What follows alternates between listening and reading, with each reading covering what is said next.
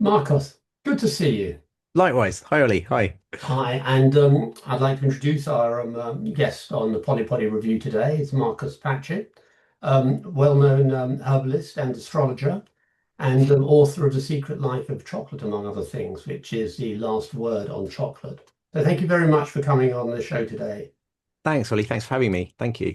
So, Marcos, first question I like to ask everyone who comes on. When did you realize you were going to be a plant person? Was it early in life, later? What happened? Later, I think. So, well, later. I mean, relatively early, I suppose. So I was about 18, 19, probably. Hmm. Maybe, so maybe, I mean, going back now. So probably it would be around 90, 97. So yeah, 19 years old, something like that. Yeah. And it was incremental. It wasn't all of a sudden. And I've told versions of this story before, but basically I was going out partying, being an art school kid, basically doing 90% partying and late nights and 10% actual producing of art, Yeah. and doing too many naughty substances and slightly wrecking my health. So I was looking for, I realized I sort of needed to stop doing that. And I kind of wanted a way to stay up all night without feeling wrecked the next day. So I went into a Chinese herbalist's and asked them if they had anything that could help me do that. And they looked at me like I had four heads, but they were like, okay, yes. So we've got these ginseng pills, and you can take some now and some tomorrow morning and some on Friday evening. And if you're going out on Saturday, so we recommend you take a few of them in the days running up to the weekend. Right. And so, of course, I bought the pills, ignored all that, and just took a fistful before I went out. And because I was like 19 and stupid, and didn't really notice anything. So I was like, oh, so I ended up taking a bunch of naughty substances anyway. But what I did notice the next day is I didn't feel half as crap. And I thought, well, the only thing that's changed Right. is this herb. So then this is back in the 90s. So they only had, obviously, the internet was sort of in its infancy. Yeah. So I think I did do a little internet search and I found a couple of bits. But what I ended up doing is writing away to the Encyclopedia Britannica for some information on ginseng. Because this is in the days when we used libraries and stuff. And they sent me some fact sheets on it, and that really intrigued me because they contained a bunch of different sort of opinions of scientists and stuff. And then the article concluded and talked about the different compounds in ginseng, the panaxidiols and panaxatriols, and how they had different effects. And they resembled human hormones, and they were purported to restore the organism to homeostasis. And Right. then at the end of the article, it sort of concluded, but many Western scientists think this is a placebo. So I was like, well, which is it? Which is it? So, being obsessive, I just went out and bought lots of ginseng in different forms. I went and bought ginseng root. I bought some extracts from health food shops. And I bought a bunch of root and read up as much as I could on it and cooked it down and took it in every possible way, and concluded that it did, in fact, do something. And I was very sure of that just by, comparing, contrasting how I felt when I didn't take it, taking it in different forms, yada yada. And then that got me in this whole rabbit hole of, okay, what other herbs could I use to Mm. initially just Yeah. stay up all night and or alter my consciousness? But that Right. opened this whole window to I got a book out the library on herbs, and it was talking about the usefulness of, sage for sore throats. And so initially I was just looking at it as a sort of a very irresponsible teenage way to get high or to prevent damage from getting high. And Yes. eventually it just opened this door to actually these plants are amazing. And when I was younger, I hadn't had any real connection with them, but they were there in the background. Like one of my granddads was a chemist with Glaxo, Right. but he also had a herb garden, and he had, and when he died, I found the Secret Life of Plants on his Oh, bookshelf. really? Yes, so which obviously is, I've referenced in the title of my book on chocolate, but so he was an influence. He used to make herbal wines and stuff.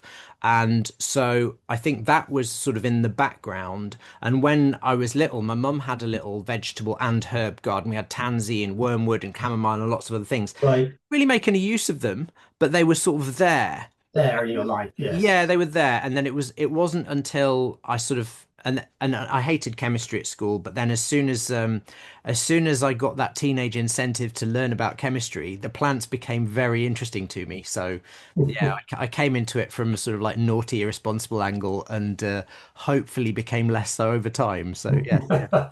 And when did you decide to do a formal training?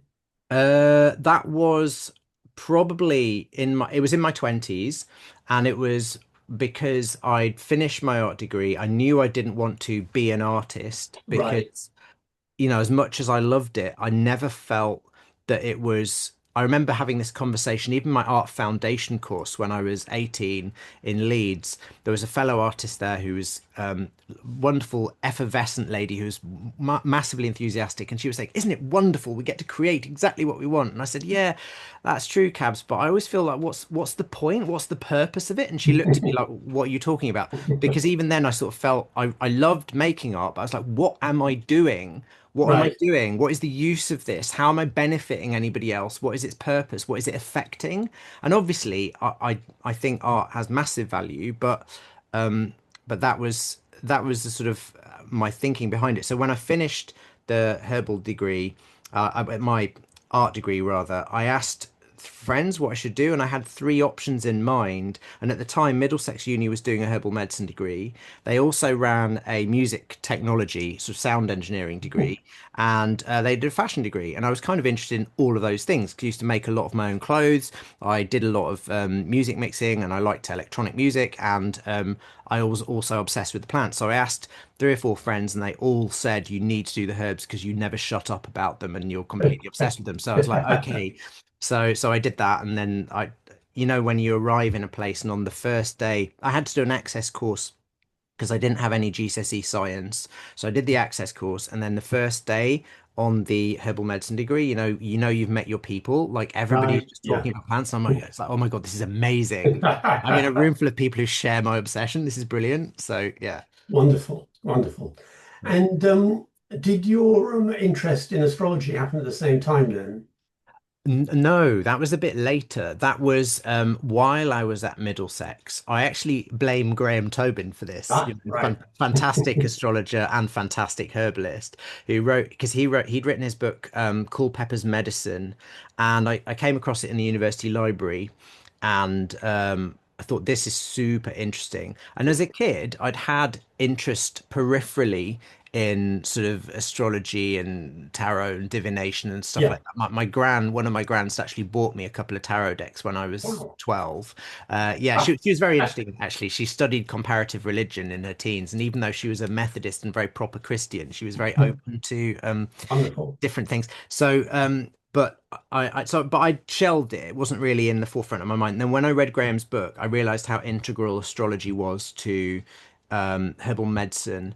And but I remember reading this book at the age of 13 called The Seeker's Handbook by John Lash, and it's a series of small essays on different things like astrology and tarot and Kabbalah and Right. all the things of the quote unquote New Age in the West. Yes. And in his essay on astrology, I remember reading this. It said that before an astrologer can hang out their star-spangled shingle, they need to have undertaken at least 3 years of full-time study. And I was just like, I remember thinking at the ripe old age of 12, nope, not going to do that. So when I was at uni and I read Graham's thing, I was like, oh God, I'm going to have to study this, aren't I? Because it Yeah. was so central. So I started studying astrology just in evening classes with the LSA London School of Astrology in 2024. In while I was in the third year of my herbal Not 24 then, you mean 2004. Yes, sorry. I'm 2004. just yeah, so 2000. Time flies. Yes, it really does. Yeah. Okay, and so the third passion in your life, chocolate. When did that appear? Well, that's kind of always been there, but that I was already interested in cacao specifically in when I was doing my access course, which was in the year 2000. So I started my herbal degree proper in 2001 and graduated in 2005 because it was a 4 year degree at that time.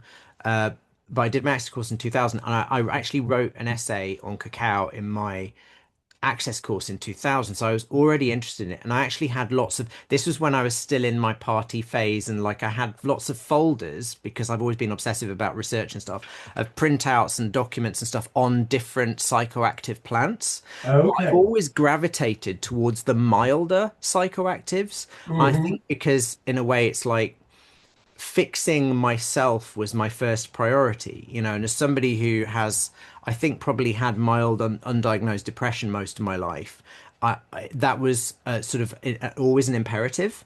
Like a lot of kids who end up going out partying and, doing drugs and all that kind of stuff, there's often an emotional driver to that. Yes. No, Hmm. so whether it's an oxytocin thing of wanting to belong or just something where the brain that there's the rat park experimentation, which I mentioned in the chocolate book from the 90s, where it's famous now, but some scientists whose name escapes me temporarily, and it was referenced in the book, did some very famous experiments. If you Google them, you find the rat park, where he put a bunch of rats in a nice, lovely terrarium with all the green stuff and lots of places to hide and clean water to drink, and then put some heroin in the terrarium with them. And then he got another group of rats where he just put them in aluminium cages with fluorescent lighting per Yes. your Hmm. standard laboratory thing and gave them heroin. And of course, the ones who were in the fluorescent cages binged on the heroin to the point of total self-destruction. And the ones who were in the terrarium, very few of them got addicted to the opiates. Yes. So this is a very early piece of research from the 90s showing that environment matters,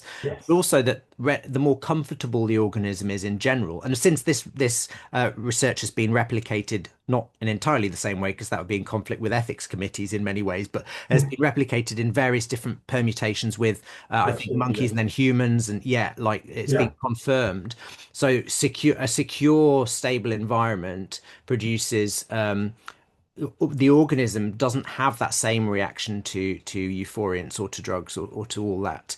Um, and that just makes sense because I always think your baseline, what you experience in infancy, particularly sets a sort of a neurochemical baseline, if you For like, sure. Yes.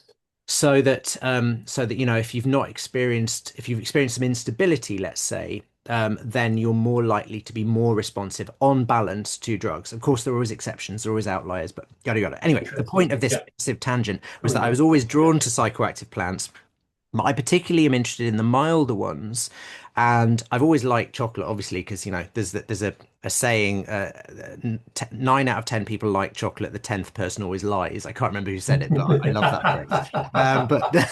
But I know that some people are allergic. I know that's not strictly true, but it always makes me laugh.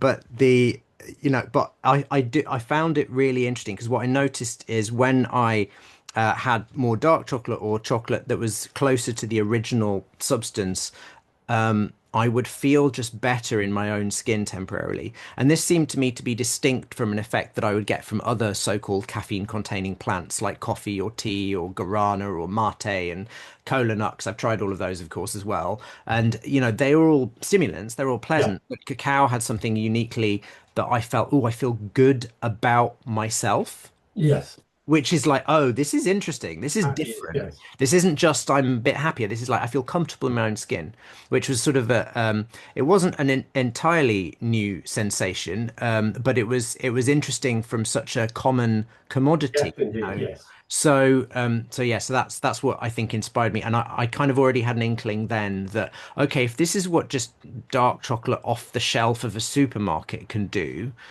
I wonder what the original substance could do and what was its history. So I started looking into that, and then I was like, oh my God, this is amazing. This was a sacred substance for these peoples that's now been sort of turned into this commodity.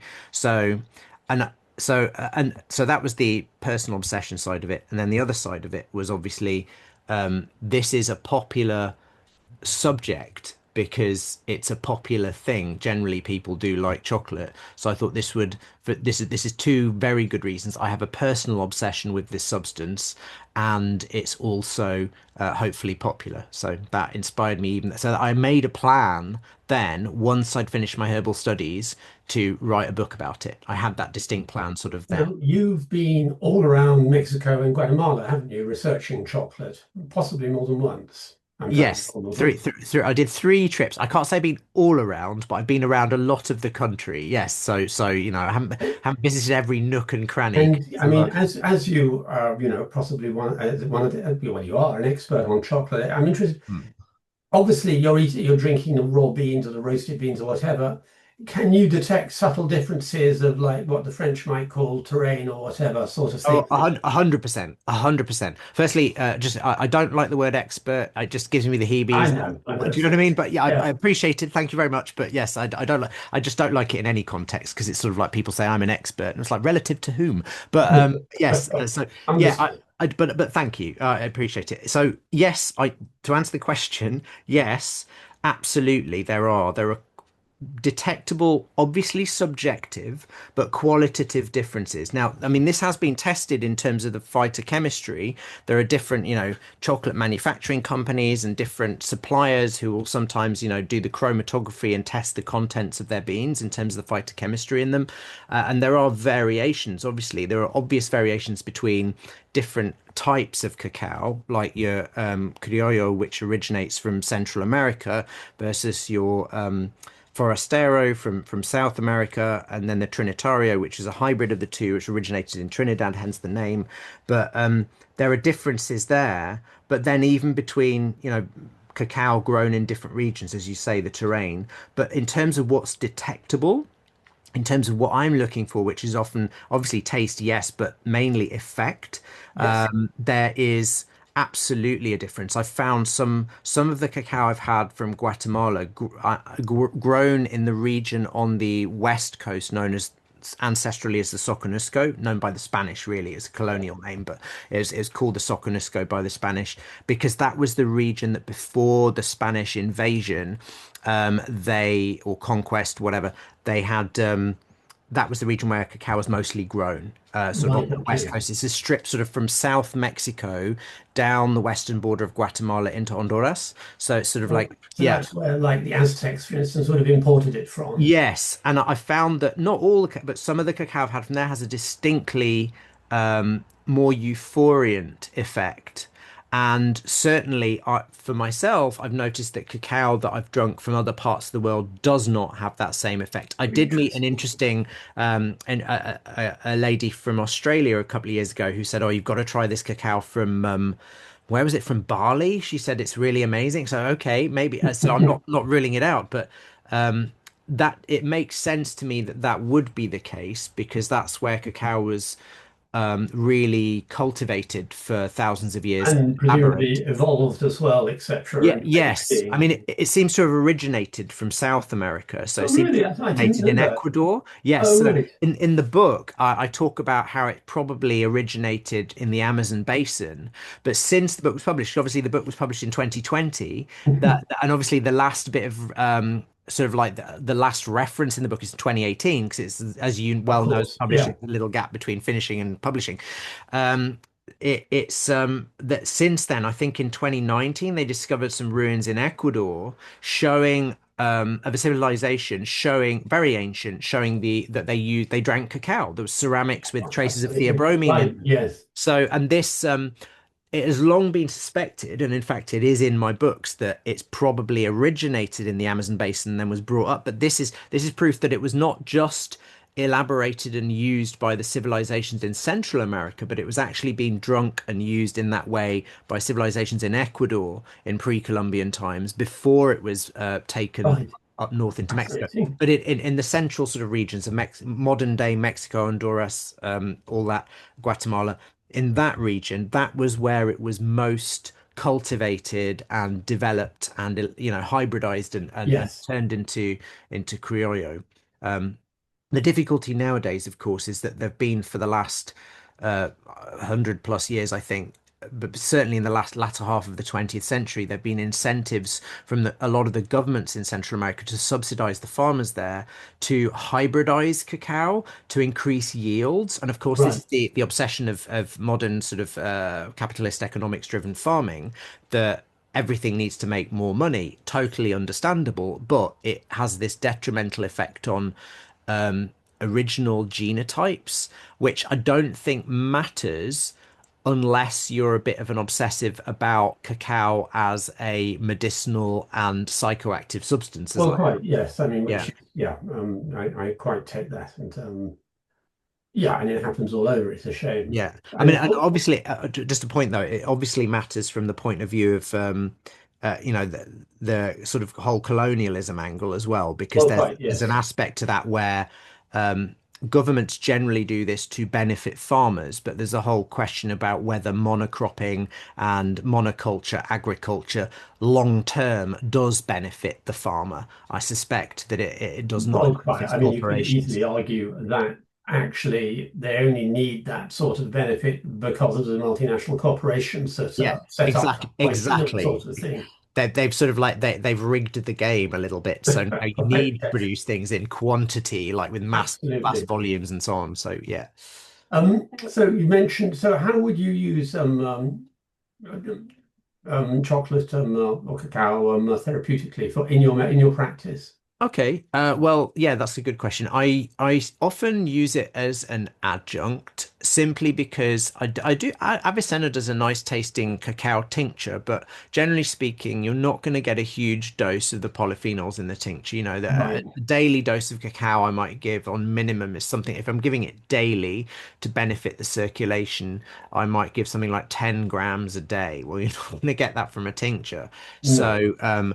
So I generally speaking, I will prescribe it either as probably the most accessible way to people if I'm giving it for microcirc to improve microcirculation, which is the commonest use. I'll recommend it as nibs. Just buy cocoa nibs, whack Okay. it in a trail mix, or have it with dates or Right.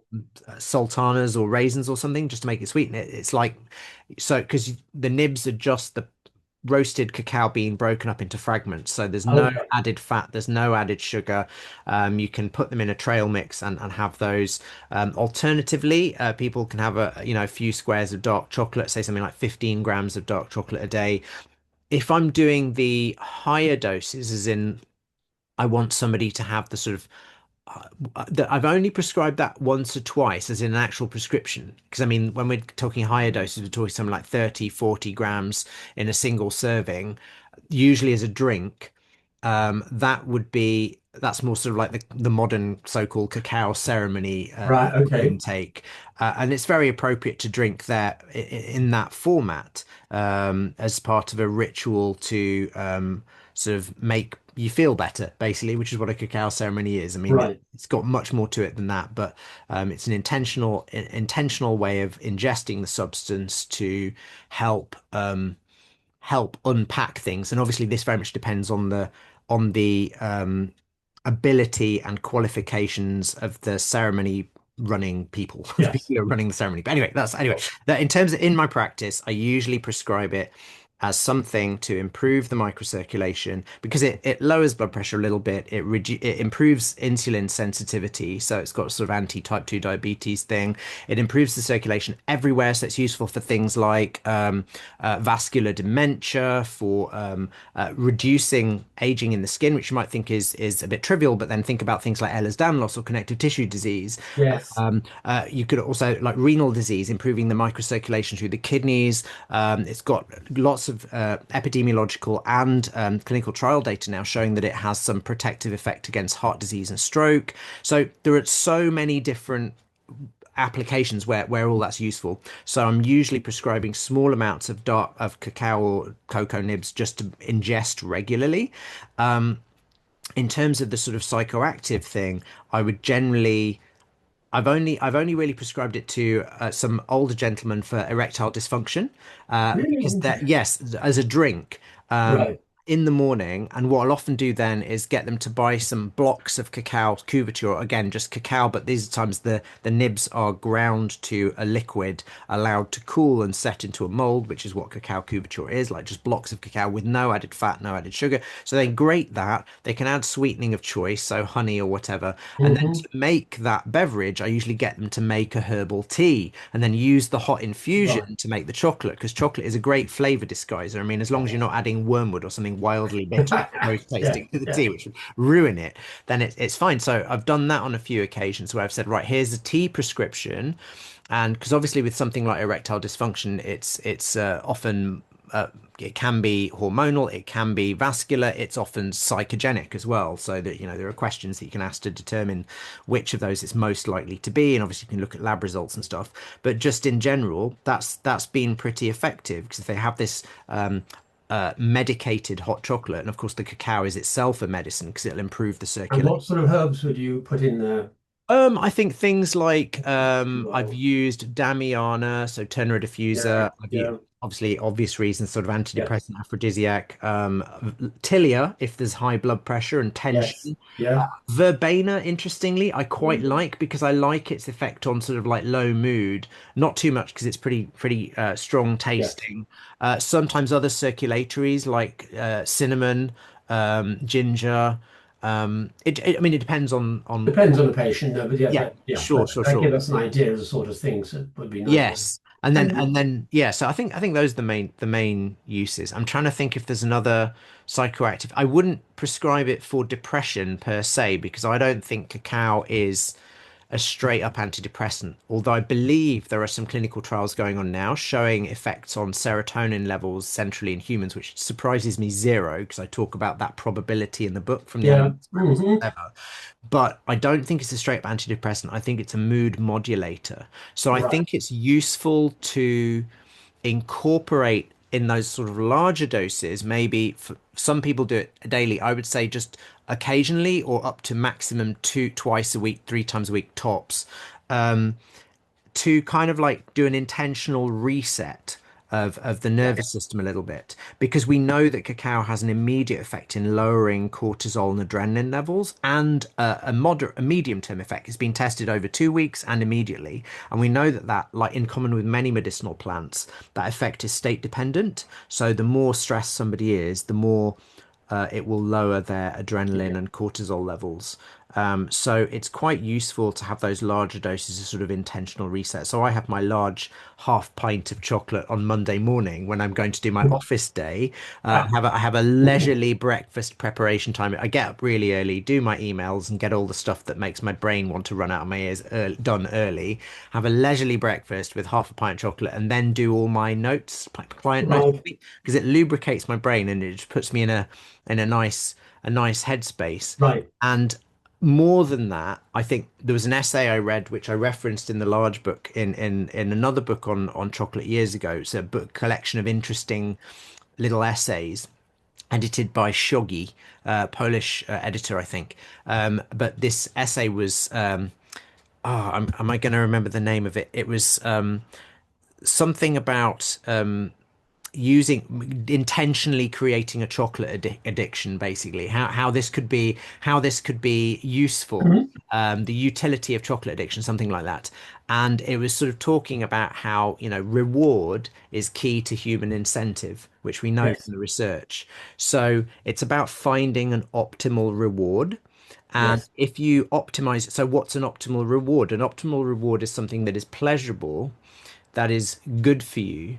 And so the author was saying this is chocolate is fantastic reward for accomplishing goals. So they were yes. suggesting use it intentionally for goal setting. Well, from the research that I've done in the big book, in The Secret Life of Chocolate, it definitely lubricates the brain's reward chemistry. So no wonder it's a good Right. reward because it literally makes you more sensitive to positive feedback neurochemically, I think, mainly the polyphenols because they increase nitric oxide, which does interesting I have things. a question on that, Yeah, Marcus, because yeah, it's an interesting one. That I mean, you get some really rubbish chocolate out of there, and I'm yeah. not going to go for the really rubbish chocolate, but what used to be rubbish chocolate 10 years ago, but it's like now possibly not even having any chocolate in it. Yes, But yeah, so yeah, your yeah. classic milk chocolates and stuff of 10 years ago, because I'm really not sure if there's any chocolate in those anymore. But they said, 30% cocoa solids or whatever. Yeah. Now, what is it about those? They've obviously got lots of fat and sugar and chocolate in, but why is the addition of a small amount of chocolate? making it so much more addictive than just people eating. That's solid. I mean, the whole question of addiction is a vexed one, and I do talk about it in the fifth, I think, fifth or sixth chapter of the book. Anyway, there's a chapter in there where I talk about addiction from chocolate, and sort of conclude that cacao probably isn't addictive in the strict sense, but Right. it's certainly um, moreish, let's say. Right. So, but I think you're absolutely spot on with the fat sugar ratio. That in and of itself, the correct ratio of fat and sugar will trigger an opiate release in the brain because just the way we're Okay. wired. Right. So, there's this golden ratio of fat and sugar that commercial candy sweet manufacturers are well aware of and optimize, because it's very, very habituating. Then you've got the milk in milk chocolate, which itself, the casein in milk is a weak exorphin. It binds to opiate receptors. It's what, Okay. when people go vegan, often the hardest thing they find to give up is milk products like Right. cheese, because it's literally a comfort food. It's like, I mean, there are several foods that contain exorphins, including some rather surprising ones. I think spinach contains some exorphins. So Popeye may have been an addict, but it's unusual. But wheat, the gliadin in wheat is mildly exorphin, and certainly the casein in milk is exorphin. Hence the massive appeal of pizza. So you've got the addition of milk. And then, of course, you've got the cacao, which seems to lubricate the brain's pleasure circuitry. As I was saying, that the polyphenols in it slightly increase nitric oxide production, or substantially, I should say, really. And in the brain, nitric oxide has this really interesting, I call it sort of molecular sheepdog effect on opiates. Oh yeah. If the opiate levels are low, nitric oxide release will tend to increase opiate release. And if Oh opiate levels are very high, it will tend to cause down regulation of opiate receptors, which is yeah. very interesting. But you've got a whole entourage, the entourage effect, this suite of little chemicals. You've got the caffeine in cacao, you've got the theobromine, to which people are variably sensitive.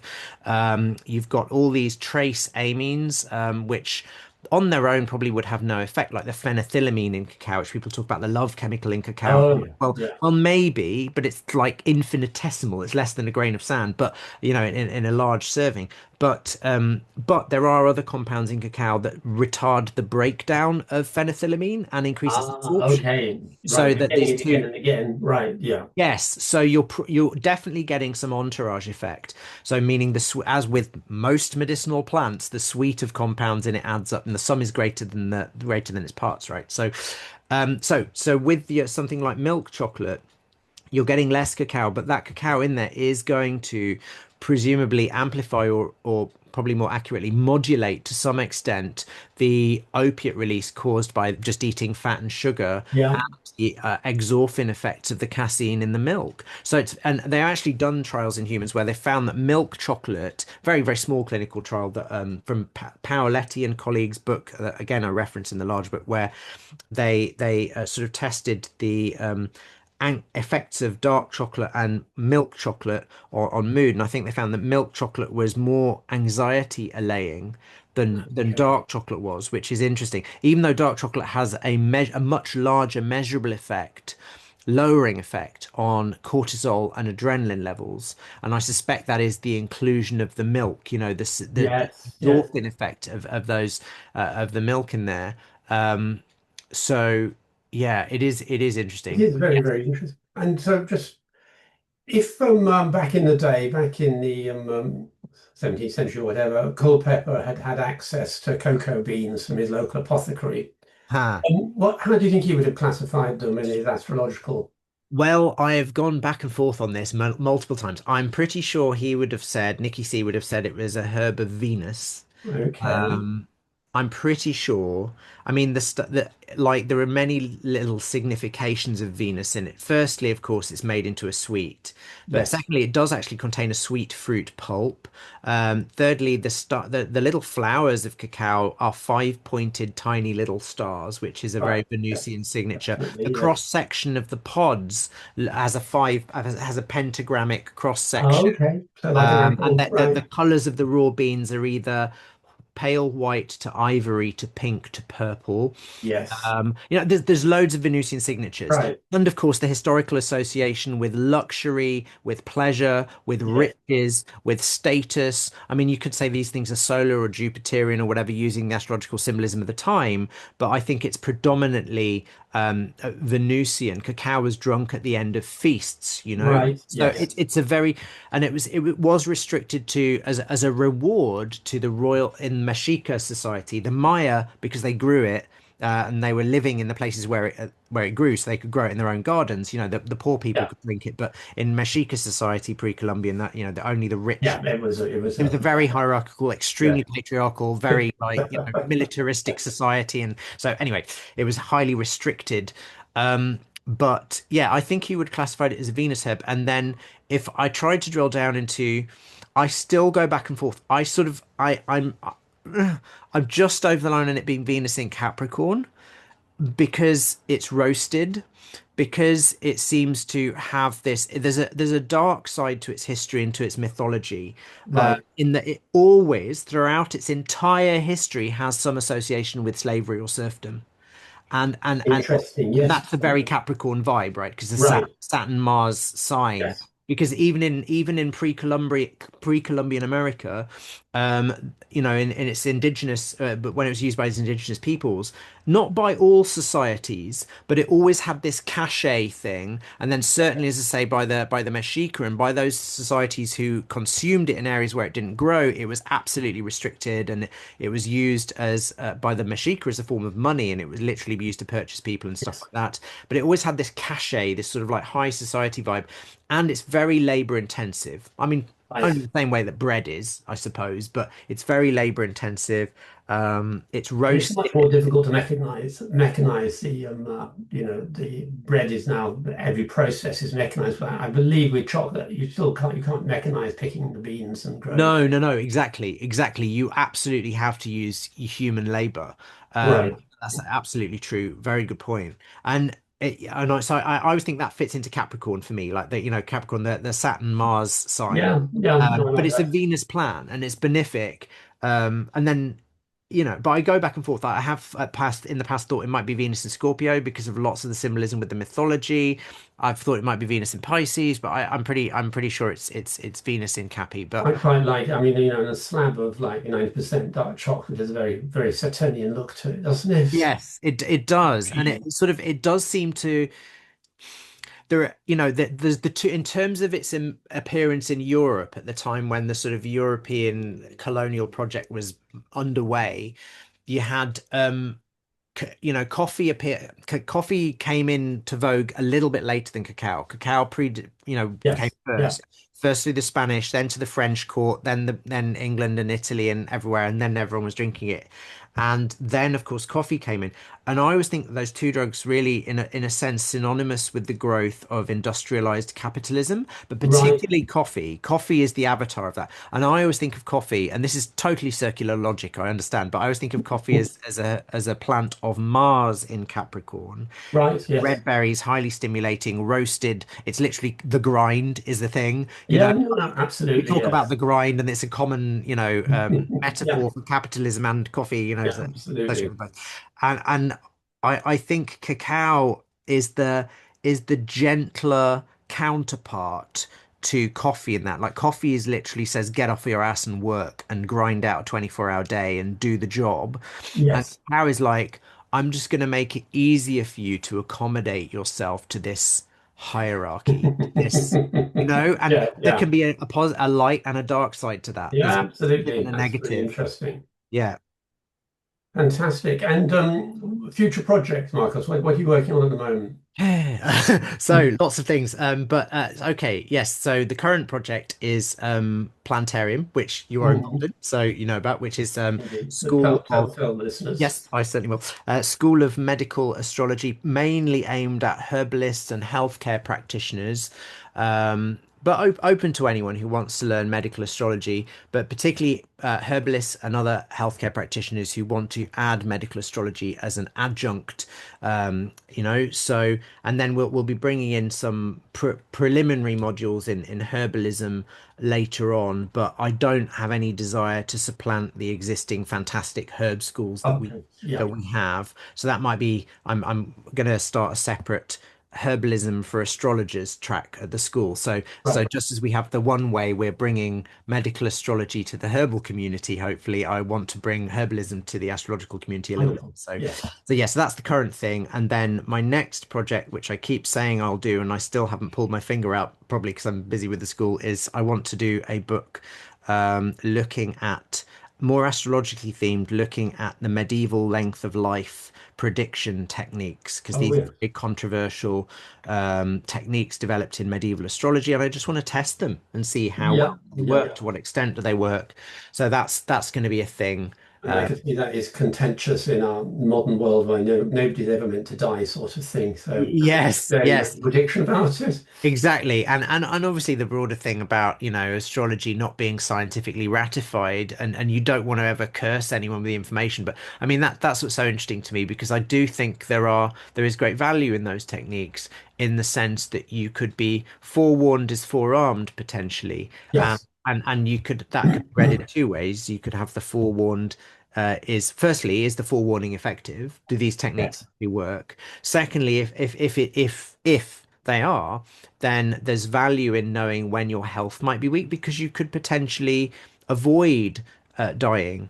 And I have particular interest in this because in the medieval tradition, my chart, Robert Zoller was an astrologer who's passed away a few years ago, but he did lots of work reconstructing medieval astrological work, translating them and bringing it into the public domain.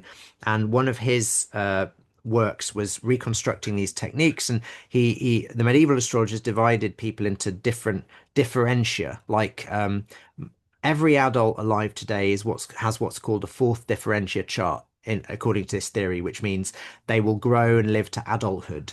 But a third differentia chart was the chart of a child who may die in infancy. A second differentia chart was a child who would die very, very soon after birth. And the first differentia chart was a stillborn child. And so he would literally, this is what the medieval astrologers did, because of course there was such high infant mortality in those days Right. Of that course. it was Yes. their priority. So it's pragmatic for them.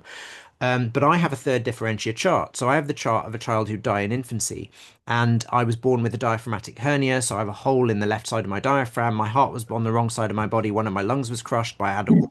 So, the first year of my life was very touch and go. And then I had major surgery at the age of 1 and blah, blah, blah. The point is, I'm still here and living and breathing. But the technique still held true. If I'd have been a medieval baby, I'd have been Yes. a medieval baby. Do you know what I mean? But fortunately, Absolutely. No, I quite understand. Yeah. so the utility of this is, like, to me, I think if the astrological thesis has any truth in it, then the extension of that is not that we're all doomed to a certain fate. It's that we're being given a heads up. And, Brilliant. Yeah. so yeah, It's a positive. But well, I look forward to that, Marco.